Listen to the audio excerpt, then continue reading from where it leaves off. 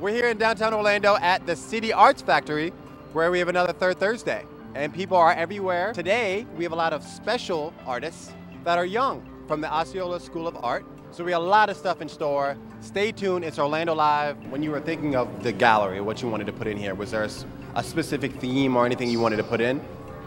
Not really. This was kind of a last minute thing that I had put together.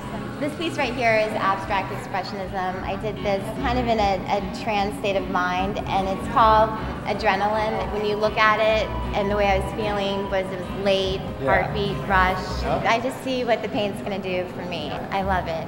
It's very satisfying. Yeah. It's my therapy. I couldn't live without it. To give all the viewers at home a little tidbit, the name of the whole series, I guess, is Blinded by the Apple of Our Eyes. Now let's talk a little bit about that whole concept. Yeah. So the apple, it's like Adam and Eve, where you just you need it and you want it, and then until you get it, you find out it's such a bad thing. I put the pastel colors from a distance, you'll see, but it's like some kind of sweet picture, and then you go closer and you find out it's a horrible thing. With the bird, I would say it's more of a cycle of life. Right. As you progress, you're born free as a bird, and then later you move down that totem pole of life, and then you just die. Well, I see this and I'm like, oh, you see the McDonald's, it's not usually like the Ronald McDonald face, but it's a different kind of feel on it. Yeah. And the beef everywhere and everything. So how did you come up with that piece? I've been experimenting with the concept of McDonald's and their whole corporation. And this one, it's just I've included the money part into it. So I put Benjamin Franklin, recognized other than Abraham Lincoln. So it just helps it, I don't know, promote a more message, but without any words. We in Osceola County School for the Arts strive to have students come out with a visual voice, with a visual identity. And that's what you see here. You don't see cookie cutter projects. No, you don't. You see artists free to create whatever they will like. These are some of the artists here from the Osceola School of the Arts. How important is it for you to express yourself through the art? How has that been a therapy for you?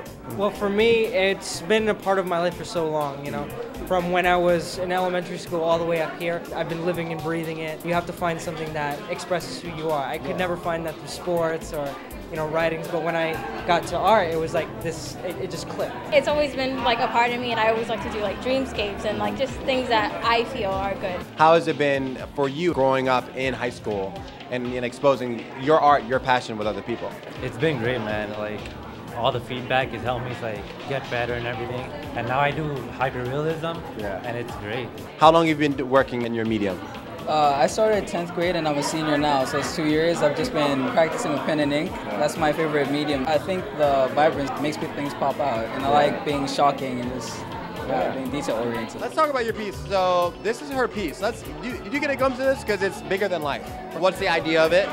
Well, it's called infiltration, and so what's happening is it's like the earthquake effect of when thoughts hit the world. So it spreads throughout society, and then it just lets all the viewers know that someone else is thinking their thoughts, that they're not alone. What would you say your favorite medium would be? I would definitely say I like to keep myself in the photography range. I took a trip to New York, and usually New York is really, really busy, and I found that my photography was really empty. The guidance you have at school, how has that helped shape your artwork? It has shaped my artwork tremendously. I wouldn't be half the artist I am today without the Osceola School for the Arts. How long have you been working in art? I don't know, as long as I can remember, I've always just creating different things. Was there a moment where you're like, this is something I want to do, this is something that's a part of me?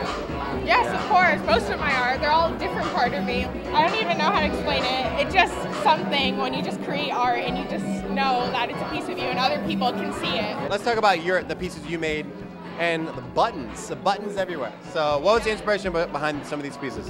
I just love buttons. I like the idea that a little piece of plastic can hold together two pieces of fabric, and they're just so strong for something so small. I just love irony, especially in my pieces. What do you have to say about your artists, your students then?